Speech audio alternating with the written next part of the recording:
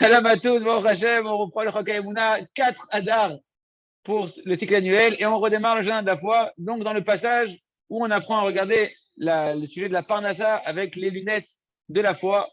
Donc, on amène ici quelques exemples de comment un homme il doit faire dépendre en fait les manques de Parnassa et bien simplement de messages d'Hachem qui nous invitent à faire teshuva sur certaines fautes qui ont bloqué les tuyaux de la Parnassa. Par exemple, on peut trouver dans le Sefer Amidot, il y a un chapitre entier dans le livre que Rabbi Nachman a écrit, Sefer Amidot, sur l'argent. Et là-bas, il donne plein d'indices de quel type de fautes peuvent obstruer le canal de la Parnassa. Par exemple, il nous dit, quelqu'un qui a perdu un objet, c'est une perte financière. Eh bien, c'est sûr, il nous dit Rabbeinu qu'il est tombé de sa foi. Donc, tu dois faire tchouva sur le manque de foi. Celui qui maintenant, il fait des combines dans ses affaires. Il met de l'eau dans les liquides qu'il vend.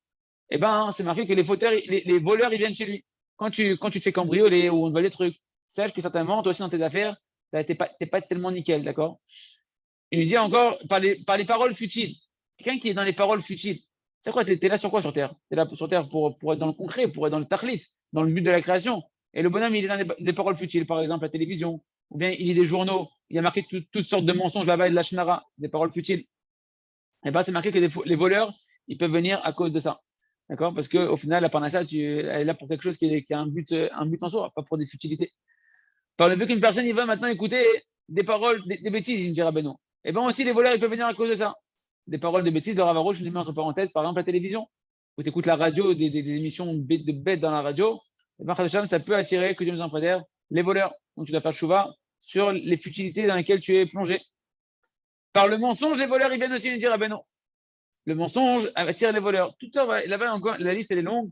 Celui qui veut qu'il prenne le livre Le Jardin de la Richesse, là-bas le Rav il a beaucoup détaillé le Cheshbon Nefesh, l'introspection qu'on doit faire sur tout le sujet de la Parnassa. Il se trouve donc qu'un homme qui à la fois, il sait qu'en réalité, c'est Hachem qui survient à ses besoins. Et quand il voit maintenant qu'il a une réduction ou un manque de Parnassa, alors il va se comporter d'après le chemin de la Torah, par le chemin de la Emouna. Comment je dois faire? Qu'est-ce que la Torah, elle me dit? Qu'est-ce que ma foi, elle me dit pour combler ce manque de Parnassa que j'ai? Qu'est-ce que je dois corriger d'après la Torah pour solutionner ce manque de Parnassa? Donc, qu'est-ce qu'il va faire?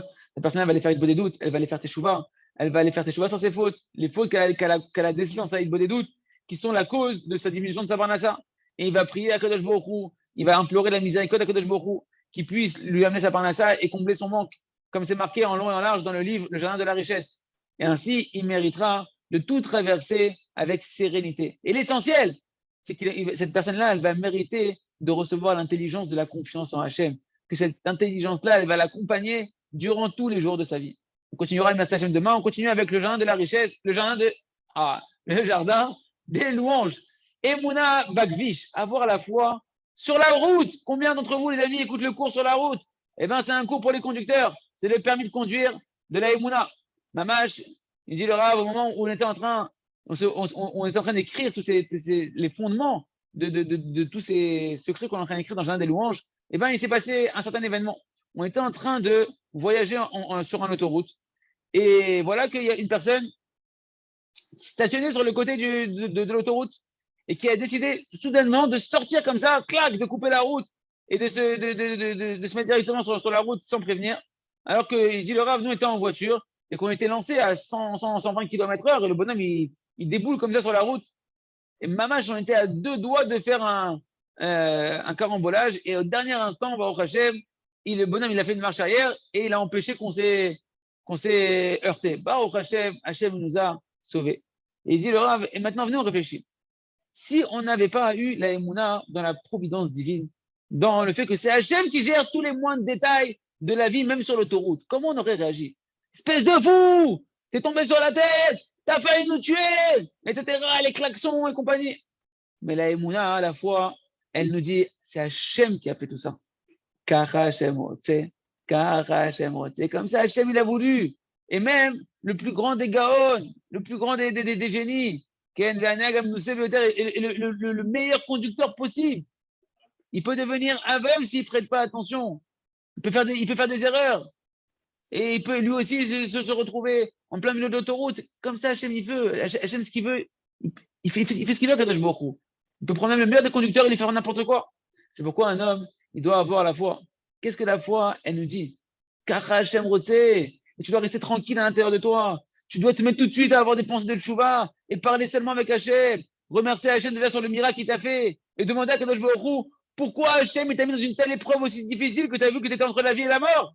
C'est pas normal qu'Hachem te mette dans un danger de mort.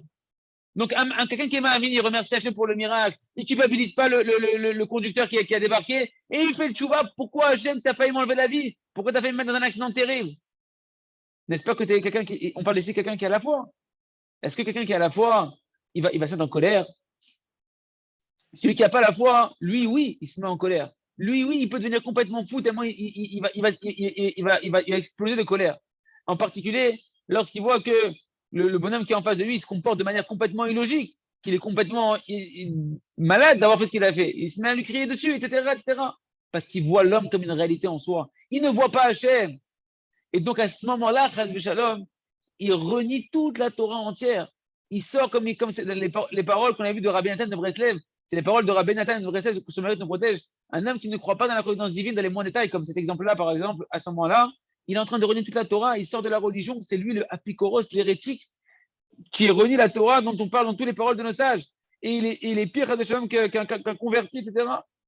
Et Rabbi Nathan, il a dit c'est quelque chose de pachout, qui n'a pas besoin d'être expliqué. Parce que tu ne vis pas ta Torah. Tu ne vis pas que la Torah, elle est vivante. La Torah, elle est vivante. Tout ce qui se passe dans ta vie, c'est de la Torah. Et c'est la résultante de ton application de la Torah. Il n'y a pas sur terre autre chose que la Torah. Le monde est créé par la Torah, le monde est géré par la Torah. Comment tu pratiques ta Torah et ta mitzvot, comment ta vie, elle, se met en place pour toi. On continue avec le livre À travers champs et forêts pour apprendre à faire Batachem notre ordre des doutes et apprendre à avoir une véritable prise de conscience des choses comme on est en train de voir ici. Si on regarde en réalité dans toute la Torah entière, on verra que toutes les fautes et les échecs dans lesquels chacun des personnages d'Israël est tombé sont venus seulement uniquement parce qu'ils manquaient de confiance en eux-mêmes. Chaque personnage qui a trébuché, ça a commencé par un manque de confiance en soi. La première, c'est qui? Eh bien, c'est notre mère à tous, qui est Chava Imenu, la femme d'Adam Arishon. Que elle, Chava, eh ben, elle a reçu un ordre de ne pas manger de l'arbre de la connaissance. Et quand il vient le serpent maintenant pour la séduire, il a réussi. Pourquoi il a réussi à la séduire? Parce qu'elle n'avait pas confiance en elle-même. Elle n'avait pas foi suffisamment en elle-même. Ce n'était pas pour elle clair à 100% que ce qu'elle a entendu de ses propres oreilles de son mari, Adam Arishon, c'était la vérité des vérités. Parce qu'elle avait un peu de doute dans les paroles de son mari. Elle n'avait pas confiance en elle dans les paroles qu'elle a reçues de son mari, Adam Arishon. Que c'est que ça la vérité. Pardon, et que c'est que comme ça qu'elle doit se comporter. C'est pour ça qu'elle a trébuché, qu'elle s'est laissée avoir par le serpent. C'est ça que nos sages de béni, ils ont dit sur cette faute-là. Entre les paroles du Rav, du maître, et les paroles de l'élève, qui sait que tu écoutes. Le créateur, il t'a ordonné de ne pas manger. C'est le Rav, c'est le maître. Le serpent qui est l'élève, il te dit de manger de l'arbre de la connaissance du bien et du mal. C'est l'élève. Qui t'écoute, le maître ou l'élève? C'est évident que c'est le Rav que tu dois écouter. Alors c'est comme ça pourquoi Chava, elle n'a pas écouté le Rav qui est Akadosh Baruch Hu. Eh bien tout simplement parce qu'elle n'a pas eu foi en elle-même. Elle n'avait pas confiance en elle-même. Que ce qu'elle savait, que la connaissance qu'elle a reçue, c'était la vérité des vérités. Et il n'y a pas à parler dessus de tout. Qu'à partir du moment où j'ai confiance en ce que j'ai reçu de la Torah, de mon Rav, alors je ne suis pas prêt à entendre quoi que ce soit d'autre. C'est un fait on ne peut pas y déroger. C'est interdit de manger. Nekuda. Monsieur le serpent, Toda Rabba, tu veux me parler de quelque chose d'autre? Pourquoi pas? Mais ce sujet-là, je l'ai reçu de Kadosh Baruch Hu à travers mon maître, à travers mon mari. On ne parle pas de ça, il n'y a pas à parler là-dessus. Tu peux continuer. Passe à un autre sujet. Ce sujet-là, il est clos. Mais parce qu'elle n'avait pas clarifié cette notion-là. Alors le serpent, il pouvait encore la séduire, il pouvait la faire quitter la vérité qu'elle avait reçue de Adam Arishon. Pareil pour Adam Arishon. Il a entendu lui-même de ses oreilles, de la bouche d'Hachem, que tu n'as pas le droit de manger de l'arbre de la connaissance du bien et du mal. S'il avait une foi en lui-même totale, que c'est interdit de manger, c'est la vérité, Nekuda, comme ça j'ai entendu la Kadosh Baruch Hu, Sagour, c'est fermé. Il n'y a pas ici de conversation à tergiverser là-dessus. Alors le serpent, en tout cas sa femme, elle n'aurait pas pu le séduire, le tenter sur rien du tout. Même si Chava s'était rajouté au serpent, ça n'aurait pas pu le séduire. Autre exemple, Shaoul, le roi d'Israël, quand il a trébuché à son niveau, pourquoi c'est quoi ce qu'on reproche à Shaoul? C'est qu'il n'a pas exterminé toute la descendance de Amalek complètement. il a reçu l'ordre par Shmuel d'Hachem de tuer tout Amalek, tout le peuple, les animaux, tout le monde, femmes, enfants. Mais lui, il a manqué de confiance en lui-même, Shaoul. Il a écouté le peuple. Il s'est soumis devant le peuple. Quand le peuple, ils ont commencé à lui dire, tu sais, viens, on laisse un peu du bétail. On va ramener, et même le roi, viens, on le tue pas. On le ramène en prison comme un sacrifice, pas un sacrifice, un trophée devant Hachem. Et les bétails, on va venir, on va le sacrifier à Hachem. Shmuel, il t'a dit au nom d'Hachem de tuer tout le monde. Tu dois avoir confiance en toi, pas dans le peuple. Et Shmuel, il lui a réprimandé. Il lui a dit, le prophète Shmuel, quand il est revenu de la guerre, en n'ayant pas écouté parfaitement les paroles d'Hachem, il lui a dit, Vayomer Shmuel, n'est-ce pas que tu as été petit à tes propres yeux? Katon ata be'enera, tu t'es fait petit dans ton image de toi, Shaoul. Mais n'est-ce pas que Hachem, il t'a placé la tête de toutes les tribus d'Israël? T'es le roi d'Israël, il t'a oint comme le roi d'Israël. Qu'est-ce que t'es petit devant le peuple? T'es pas là pour écouter le peuple, t'es là pour écouter Hachem et imposer au peuple ce qu'Hachem il t'a demandé. C'est-à-dire qu'en fait, Shmuel, il a réprimandé Shaoul sur un défaut. C'est quoi le défaut que tout le monde en a à l'intérieur de nous-mêmes qu'on doit corriger? Qu'on n'a pas suffisamment confiance en nous-mêmes. Hachem, il t'a oint roi d'Israël. Chacun est un fils de roi, les amis. Pour que tu décides qu'est-ce qui est bien aux yeux d'Hachem de faire et pas ce que les Tsarara ou pas ce que le peuple il va te dire qu'est-ce qui est bien de faire ou pas faire. Tu vas pas écouter maintenant ce que le peuple, ce que la génération, qu'est-ce qui est en vogue dans la génération. Hachem, il t'a ordonné de décapiter Amalek, de tuer tout Amalek. Il t'a ordonné de prendre Internet, tu rases Internet, tu le sanctifies Internet. Il t'a dit de laisser aucun animal en vie. Alors qu'est-ce que tu écoutes autre chose que Kadosh Baruch Hu? Tu dois avoir confiance en toi. Confiance que la Torah que tu écoutes, que la Torah que tu étudies, c'est le Hémet. Et que En Malasot, tu dois te battre après dans ta tfila, dans ta Torah, et de ne pas te laisser dérouter de la vérité et avoir confiance dans la vérité que tu as assimilée. On continue avec le livre Le Jardin de la Sagesse. Tassar Kevet. Le train, il avance, les amis. Le sentier de ta vie, les rails de ta vie. En réalité, ça ressemble à quoi? Ta vie, ta mission, elle ressemble aux rails d'un train qui doit aller d'un certain point à un autre point. Tu prends le train pour aller à une certaine destination, et bien ta vie, c'est pareil. Tu as des rails qui sont tracés devant toi. Il y a un homme que, miskin, il n'a même pas commencé à trouver son itinéraire. Il n'est même pas encore sur ses rails. À quoi ça ressemble celui-là? Ça ressemble à un train qui n'est pas sur les rails du tout. Le train, il est à côté sur la terre. Miskin, il avance pas. C'est normal, tu n'avances pas. Il faut aller sur les rails. Un train, c'est pour aller sur les rails. Donc, tu ne peux pas arriver à aucune destination. Tu ne progresses pas. Tu as l'impression que tu n'évolues pas. Tu as l'impression que tu n'avances pas. Tu t'es pas encore mis sur tes rails, mon ami. Il y a un autre. Il a déraillé. C'est quoi il a déraillé? Quand on dit un train, il a déraillé. C'est qu'au lieu de chercher tes rails à toi, tu vas aller sur les rails de l'autre train. Donc, tu dérailles. Et c'est dangereux. Tu dois te concentrer sur tes rails à toi, sur ta vie à toi, ta mission à toi. Il y a un homme qui, au lieu il est sur ses rails, c'est très bien, mais au lieu d'aller de l'avant, TGV, t'es filé à grande vitesse. TGV, c'était filé à grande vitesse. Tu pries, tu vas à grande vitesse, tu vas avancer très très vite. TGV. D'accord? Eh bien, t'es sur tes rails, c'est très bien, c'est super, mais au lieu d'aller de l'avant et de mettre le gaz à l'avant, la volonté, la prière, on regarde que devant, on avance que devant, lui constamment il regarde en arrière. C'est dangereux, mon ami. Rien que tu te culpabilises. Rien que tu regardes le passé, encore je suis tombé, et je m'en veux, et je suis en colère avec moi-même. Regarde, c'est pas comme ça qu'il fallait faire. Baba, c'est devant que ça se passe. Tu veux avancer, tu vas arriver à destination, il faut regarder devant. Regarde, la vie, elle est devant toi. Il y en a un autre, miskin, constamment, il se compare avec les autres. Il ressemble à quoi? Il ressemble à un train, que celui-là, il va aller sur les trains de son copain. C'est sûr que dès que tu vas aller sur les rails de ton copain, qu'est-ce qui se passe? Imagine le train, il a ses rails. Il y a deux rails à côté, c'est très bien, c'est très joli. Il y a un autre train à côté, il y a d'autres rails à côté. Mais s'il n'y a pas un chemin pour aller là-bas, ben, le train il déraille. Donc arrête de te comparer avec les autres. Et de là, en réalité, on voit cette fameuse tendance pour les gens pour qui, il y a toujours quelque chose chez les loups, chez Kachelem, ils ont du mal à vivre en communauté. Il y a toujours quelqu'un qui les embête.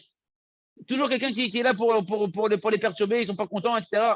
Ou bien ils pensent qu'ils ont perdu leur personnalité, ils sont pas eux-mêmes, etc. Et ils sont en colère sur les autres. Pourquoi? Parce que tu ne voyages pas sur tes rails. Tu as ta mission, concentre-toi sur toi, regarde tes propres rails, arrête de regarder ton ami, arrête de te comparer, arrête de regarder derrière.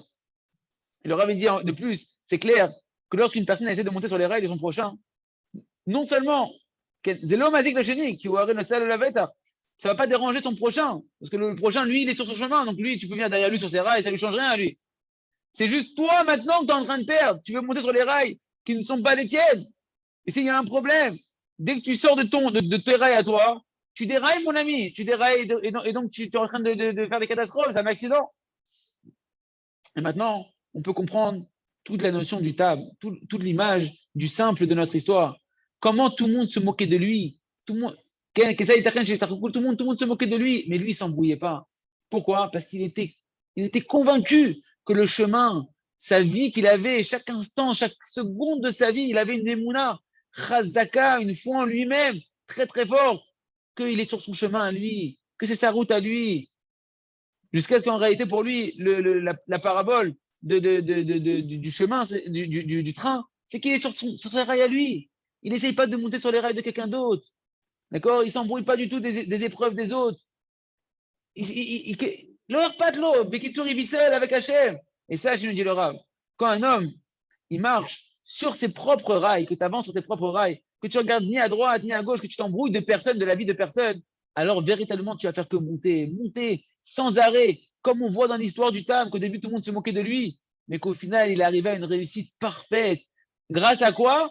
Grâce à sa simplicité, sa foi et son intégrité, d'être heureux de sa part, de se concentrer sur sa mission à lui sans comparer avec qui que ce soit.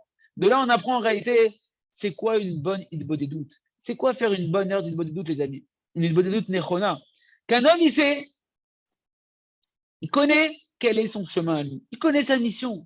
Sur quel rail il voyage. C'est-à-dire quoi? Il regarde très bien ses propres manques qu'Hachem il a mis dans sa mission. Et il sait définir et identifier très bien les manques qu'il y a dans sa vie. Je suis comme ça, c'est vrai que je suis un peu embrouillé ici. Mon cerveau, il est un peu lent dans ça. Je manque de concentration ici.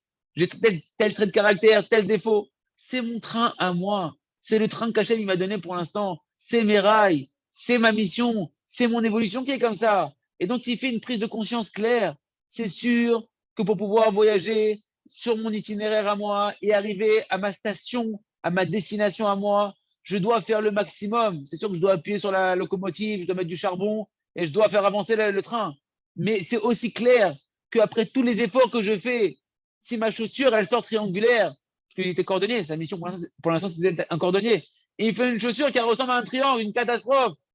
Si j'ai fait le maximum, eh ben, avec les outils qu'Hachem il m'a donné, eh ben, si elle sort comme ça, une chaussure triangulaire, c'est ce qu'il y a de mieux pour l'instant que ce que je pouvais faire. Merci Hachem. Et lorsqu'il se rappelle lui-même, le Tam, ou bien chacun d'entre nous, qu'on se rappelle nos propres défauts, nos propres imperfections de notre vie, eh bien, il se souvient, comme ça, Hachem, il a voulu me créer, comme ça, Hachem, il veut que je sois pour l'instant. Et Hachem, il veut qu'avec ces outils-là, avec ces manques-là, avec ces défauts-là, j'arrive à ma réussite. C'est avec eux-mêmes, si je travaille, que je fais le maximum d'efforts, que je vais arriver à ma véritable réussite au final, à mes véritables perfections. Et donc, il ne se culpabilise pas, il fait son travail personnel, il est heureux de sa part. Et il se trouve donc, en fait, il est ce fameux train qui avance sur ses rails et qui finira par arriver à destination. Et c'est ça le but, Rabotai. Et si tu poses encore la question, et qu'est-ce que tu fais du fait de s'améliorer? Qu'est-ce que tu fais du fait d'avancer? Eh bien, la réponse, elle est simple. Je veux m'avancer. Je ne fais que ça. Je regarde que de l'avant. Je veux que avancer. Mais avant tout, je sais que malgré tous les efforts que je vais faire, c'est que Hachem qui sait quand est-ce que ce sera le moment opportun pour que je puisse véritablement m'améliorer et voir des avancées véritables dans mon parcours. Il raisonne que chacun apprenne à être ce TGV, Tefila grande vitesse sur tes propres rails, de regarder ni à droite, ni à gauche, ni derrière, toujours devant, et en étant Bessimra, de savoir que si tu commences avec une locomotive des années 1800, El Malassot, t'inquiète pas, Hachem, il va faire avancer les choses. Tu arrives à une station, Hachem, il va dire, descendez monsieur, votre train il change, montez dans une TGV maintenant, et il y a des phases où tu vas avancer très très vite, à condition que tu sois heureux de ta part, et que tu sois confiant que Hachem t'a donné les meilleurs outils, le costume sur mesure pour arriver à ta destination. On continue avec le Sefer.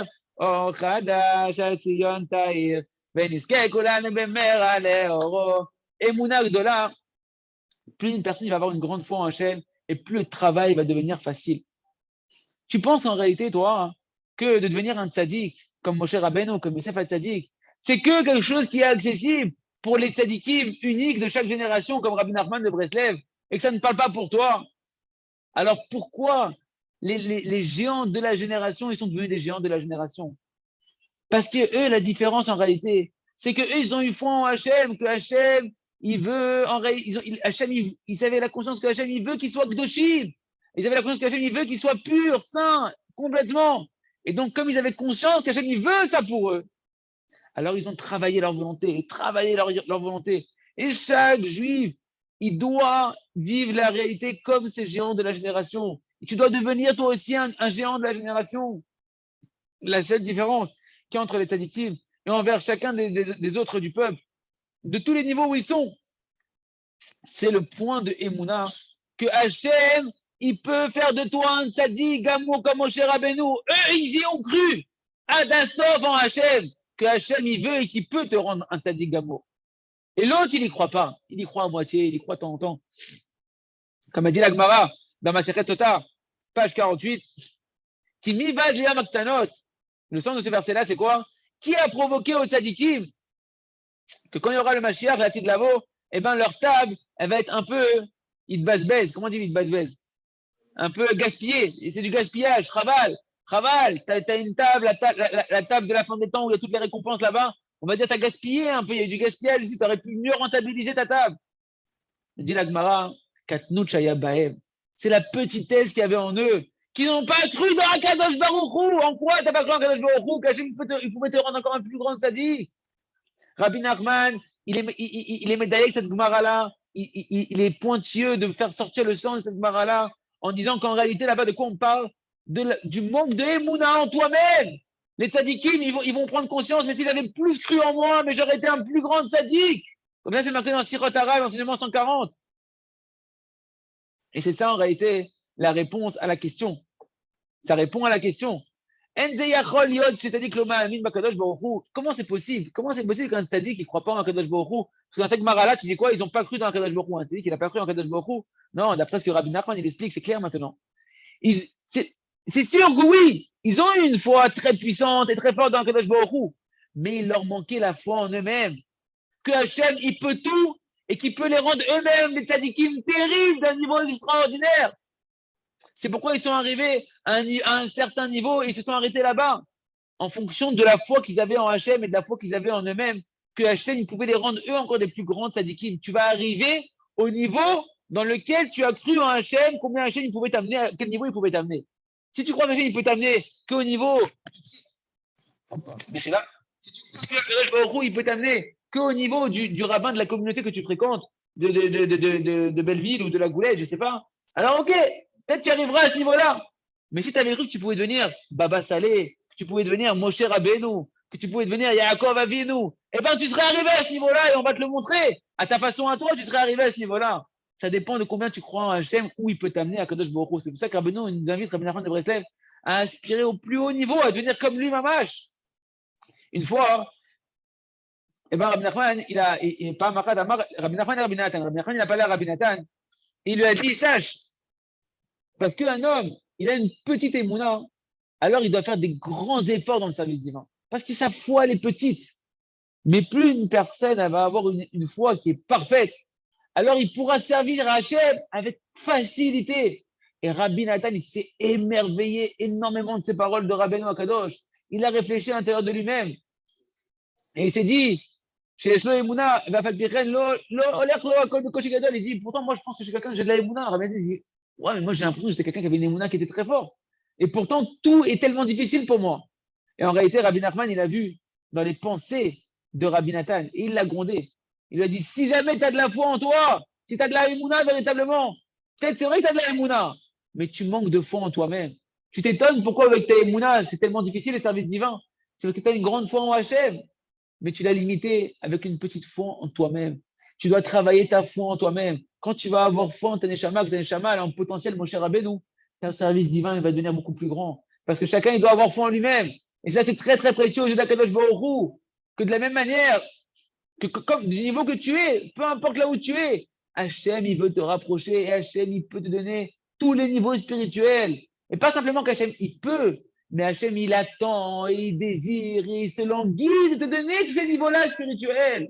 Avec cette foi-là, alors tu as un réceptacle pour pouvoir attirer sur toi une délivrance parfaite spirituelle.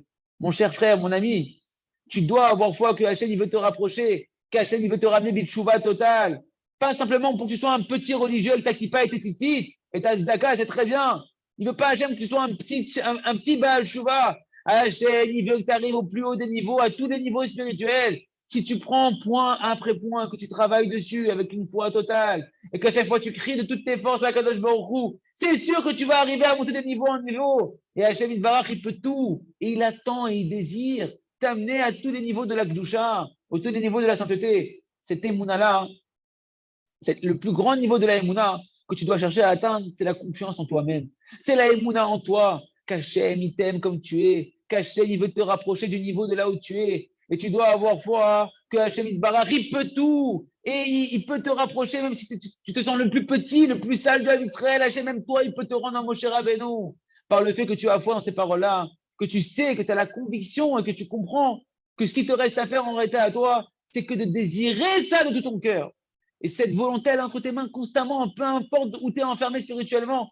Cette notion-là de la volonté, elle est libre entre tes mains. C'est un travail qui est facile. Et si tu désires et que tu renforces ta volonté et que tu demandes à qui? Au maître de la volonté, c'est à Kadosh Baruch Hu. Tu demandes à Kadosh Baruch Hu, Hachem, donne-moi une volonté parfaite. Va dire que tu peux me faire monter tous les niveaux, Kadosh Baruch Hu. Eh bien, tu arriveras à monter, tu recevras cette aide. C'est pourquoi Rabbi Nachman de Breslev a dit dans Sichot Harad, dans l'enseignement 102, Misheu ish emuna, ashuva shelo hi yoter kala. Un homme qui est un homme de foi, et ben pour lui, la teshuva, elle est très, très, très facile. Il y a personne qu'on mérite d'accomplir ces paroles-là, qu'on renforce notre volonté, qu'on ait confiance en Hachem, que Hachem, il peut tout, que Kadosh Baruch Hu, il désire nous monter au niveau les plus hauts, et qu'on puisse crier vers Hachem tout notre cœur et monter de niveau en niveau. Chazak ve nitrazek.